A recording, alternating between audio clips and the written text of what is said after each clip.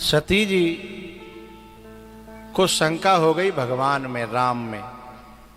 जब शंकर भगवान ने कहा कि जय सच्चिदानंद जग पावन, अस कहि चलेउ मनोज नसावन।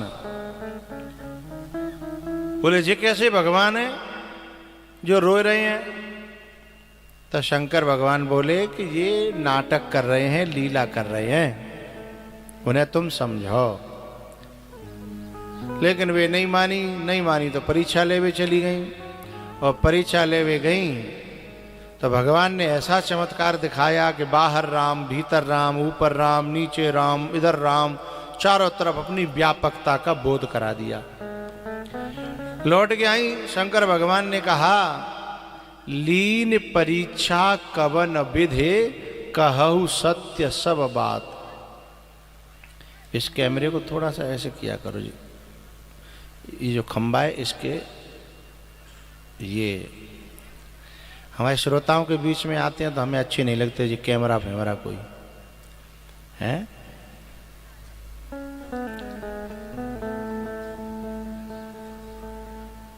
ये मौका है दर्शन करने का, आंख से आंख मिले, मेरे जो एक्सप्रेशन है वो समझ में आए। तो क्योंकि हर अंग कथा कहता है, आंखें अलग कहती हैं, उंगली अलग कहती है। ये जो पीछे बैठते हैं इनके कथा 40, 50, 60% ही समझ में आती है, नहीं आती नहीं है। बिना ना पता उन्होंने, मैंने इशारा क्या किया, मैंने क्या कहा, पर वे तो धर्म के लिए कथा सुनते। हाँ कथा सुनिए, पुण्य है वो है। और जो वाकई श्रोता होगा उसका तो पीछे मन ही नहीं लगेगा। यदि कादना लेट हैगो तो कचू कचू करके घुसपैठ करके वो आगे घुस ही आवेगा, उसका मन नहीं लगेगा। तो भैया शंकर भगवान के पास लौट करके आई और वहां भी झूठ बोल दिया कि कछु न परीक्षा लीन गोसाई, और कीन प्रणाम तुम्हारी ही नाई। शंकर भगवान ने ध्यान लगा करके देखा, वो समझ गए सब। सती जो कीन चरित सब जाना, त्याग कर दिया। आखिरकार सती को मरना ही पड़ा, क्योंकि जो परमात्मा में और महात्मा में श्रद्धा के बजाय शंका से भर जाएगा उसको एक दिन जल करके मरना ही पड़ेगा। अब चाहे मानो, बोलो करो, चाहे मत मानो। ये शंका से भर गई, संशय से भर गई। और शंकर भगवान राम जी की उस लीला को देख करके श्रद्धा से भर गए, भाव से भर गए। भैया लेकिन मरते मरते एक अंतिम जो है एक बात कह गई। तो बंद हो गया क्या हुआ? मरते मरते, एक मिनट, ठीक है, ऐसे ही चलन तो नहीं और बिगड़ जाएगा।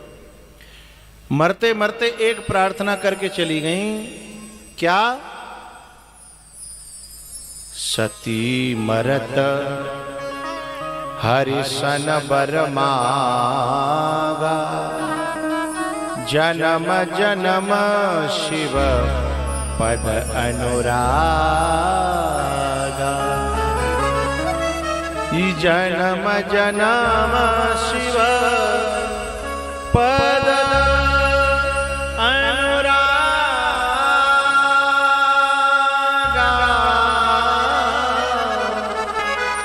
सती मरत हरि शन बर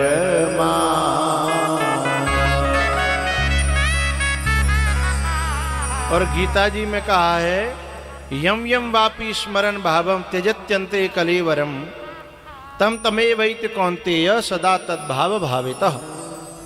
जो व्यक्ति अंतिम समय, मरते समय जाको ध्यान करके मरेगो, बाय वही योनि में जानो पड़ेगो। इसलिए हमारे शास्त्र में कुत्ते को रोटी डालना पुण्य है, सेवा है, लेकिन कुत्ते को पालना दोष है। रोटी डालो यदि कुत्ते को हम रोटी डालते हैं तो हमारे घर में अचानक दुर्घटना नहीं होगी। दुर्घटना से, क्योंकि कुत्ता भैरव बाबा का वाहन है, इसलिए दुर्घटना से बचाता रहता है। एक्सीडेंट से बचाएगा, अचानक से कोई घटना होगी उसे टाल देगा। लेकिन यदि पाल लिया तो फिर मामला गड़बड़ हो जाएगा, क्योंकि वो इतना इतना प्रेम करने लगता है कुत्ता मनुष्य को कि फिर मनुष्य का मन कुत्ते में लग जाता है। और कुत्ते में लगा हुआ मन, और उस समय कहीं प्राण छूट गए तो कहाँ पहुंचेंगे, कहाँ बनेंगे? तो मेरी तरफ मौकर इकाई कह रहे हैं।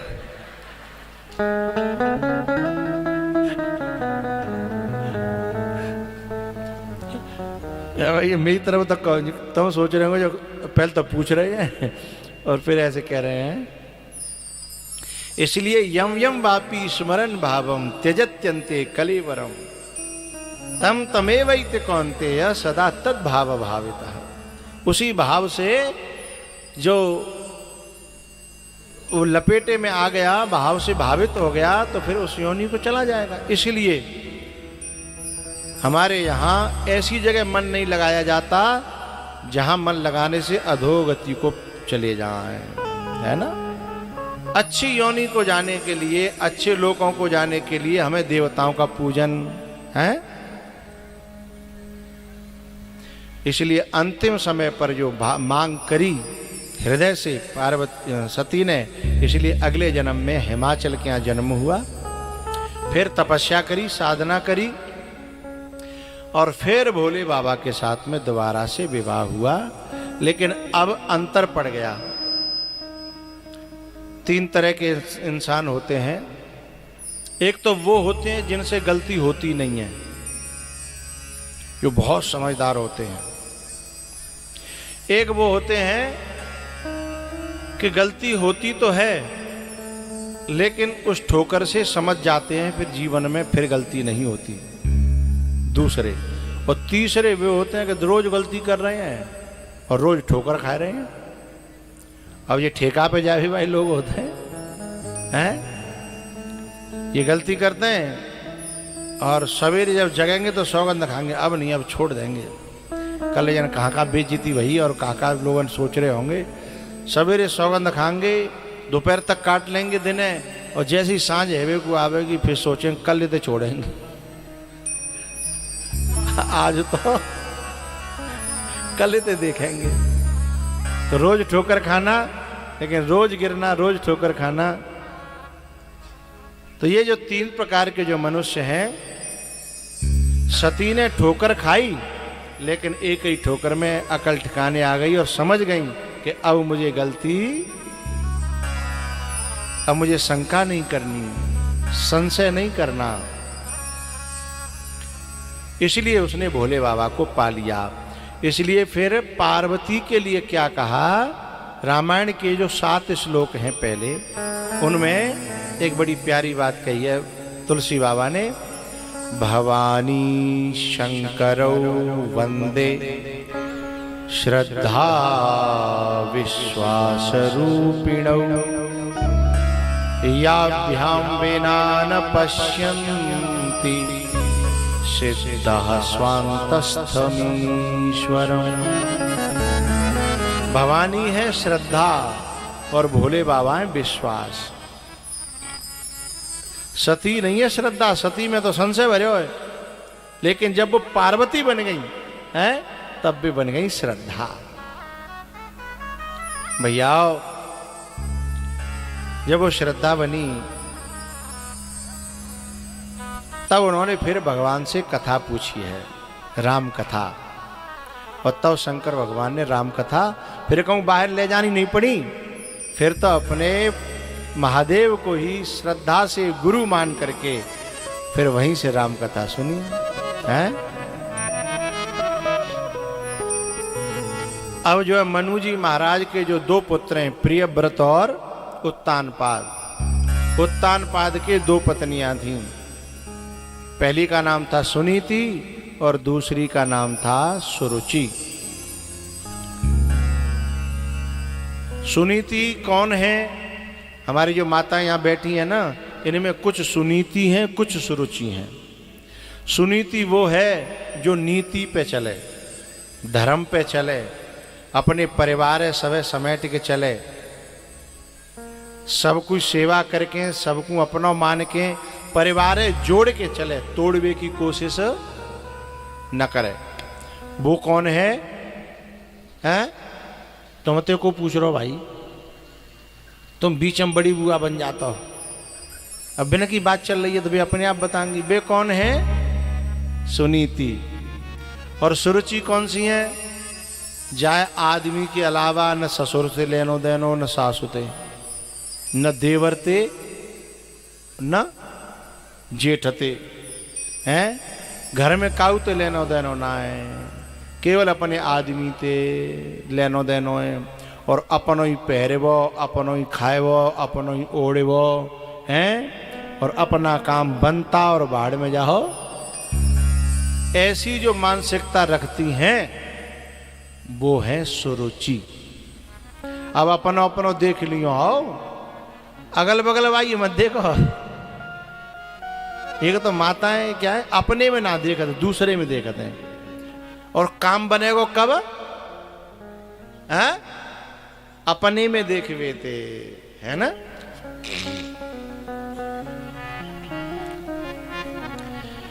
एक जो है सुई अति सुई, और वो चलनी ते बोली, चलनी ते चून छानवे की चलनी होती है ना, उससे और चलनी दोनों बातें रही। हाँ, चलनी कह रही सुई ते, कह ए सुई ते तो महादेव खेवे को धर्म ना। बोले क्यों? बोले तेरे तो माथे पे छेद है, ते माथे पे छेद। सो सुई बोली बिल्कुल सही कह रही है बहना, तू तो पूरी छिदी छिदाई परी है।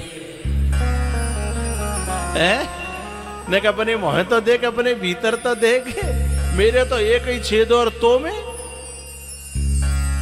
तो गिनती ना। तब बाको मुँह बंद भयो। ऐसे ही जो माताएं ऐसी बात करती हैं, चाहे अब अपने में लाख अवगुण होंगे लेकिन दूसरे को बखान करेंगी, वे चलनी है। और चलनी जो होती है ना वो सुरुचि है।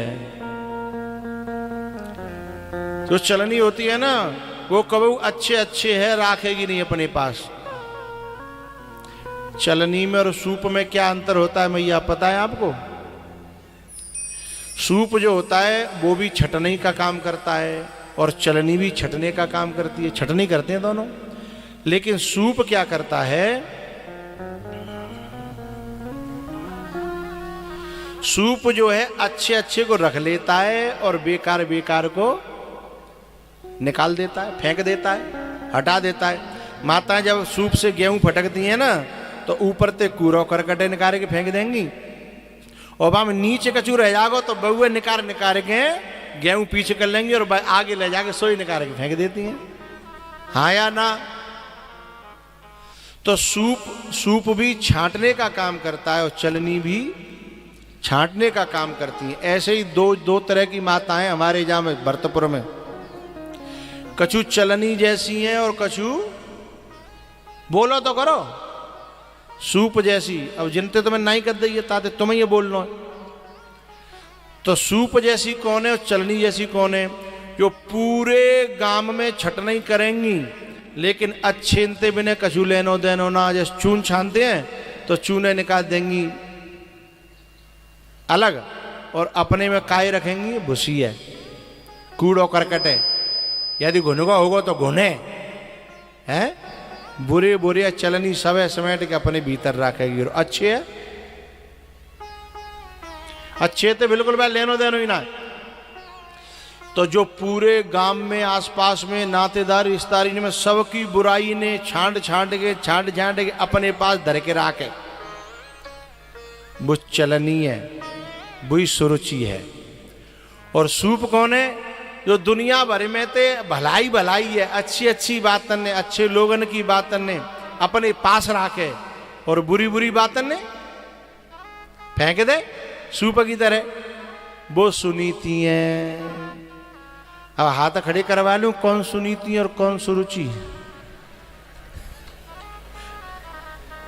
तुम क्यों खुश रहे हैं भैया? नहीं ये बात सही नहीं है, तुम दूसरी पोल खुल रही है। अच्छा जन्म कछु तो ऐसे होंगे जिनकी घरवाई बैठी होगी तो वे देखन चाहता है कि हाथ तो काय पे ठाड़ो गए हो ना, हाथ खड़े कराऊंगा नहीं, मैं तो वैसे ही कह रहा हूं है भाई। मैं किसी के पोल नहीं खोलना चाहता और मैं तो ये चाह रहा हूं कि अब तक जो कुछ रही सो रही, पर अब सभी माताएं चलनी न रहें, का बन जाए? सूप, सुनीति है।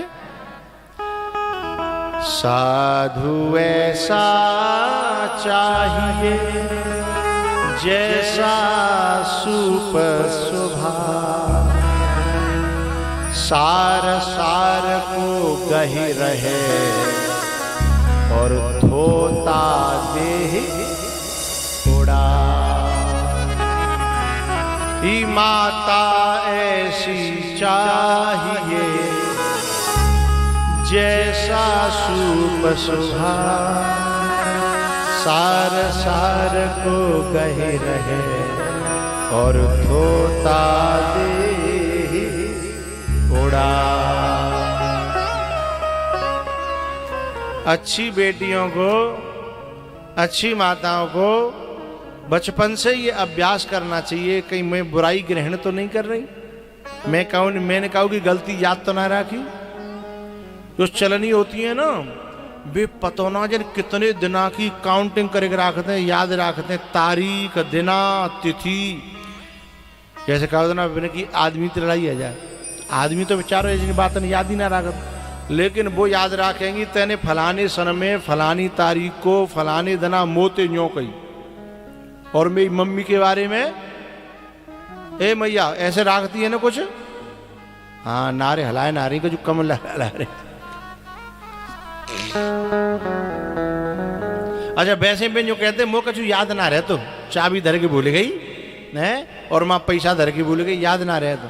और ने लड़ाई उन दो ओ भैया सन 1988 बात याद है। 1988 में तुमने मेरे भैया के बारे में बात ना जो कही ना, तो ये चलनी जैसा स्वभाव नहीं रखना चाहिए। तो जो सुनीति थी ना, उसका बेटा था ध्रुव। ध्रुव जी महाराज जो गद्दी पे बैठे हुए जा रहे, गोदी में चढ़े रहे राजा की में, उत्तानपाद की में। उत्तानपाद की गोदी में चढ़ रहे तो छोटी ने सुरुचि ने पकड़ के खींच लिया, जल रही थी। बोले जा गोदी में तब बैठेगो जब पहले भगवान ने मना, और भगवान जब कृपा कर दें तो मेरी कोख में आ, फिर मेरी कोख से पैदा हो तो वजह गद्दी पे चढ़ेगो। ध्रुव जी आए अपनी माँ के पास आकर के रोने लगे, मैया मेरा पिता कौन है? बोले महाराज गद्दी पर बैठे हैं वही तेरे पिता हैं। बोले ऐसे कैसे पिताजी कि मैं पिटता रहा और वो टुकुर टुकुर देखते रहे? सुनीति ने कहा बेटा अभी हमारे दिना टेढ़े चल रहे हैं, ताते ऐसा है। बोले पर तू कौन पीट्यो, काय गु पीट्यो? तब ने बताई कि ऐसे ऐसे मौसी ने मैं ऊपर ते खींच लो और मोते कही कि पहले भगवान को भजन कर, तपसा राध्य पुरुषम तस्यैवानुग्रहेण में गर्भे त्वं साधयात्मानम यदीक्षसि निपासनम। तो फिर मैं बड़ा उन बेइज्जती करी मेरी। अब देखो कैसी बात पकड़ रही है माँ सुनीति। वो कह रही बेटा तेरी माँ ने अच्छी बात ही तो कही कि तपस्या करे, बस ने के पीछे की बात हटा दे। तपस्या करना कोई बुरी बात नहीं है, और तू तपस्या करेगा ना तो ऐसी गोदी और ऐसी गद्दी तेरे पीछे पीछे डोलेंगी। तपस्या करके तो दे।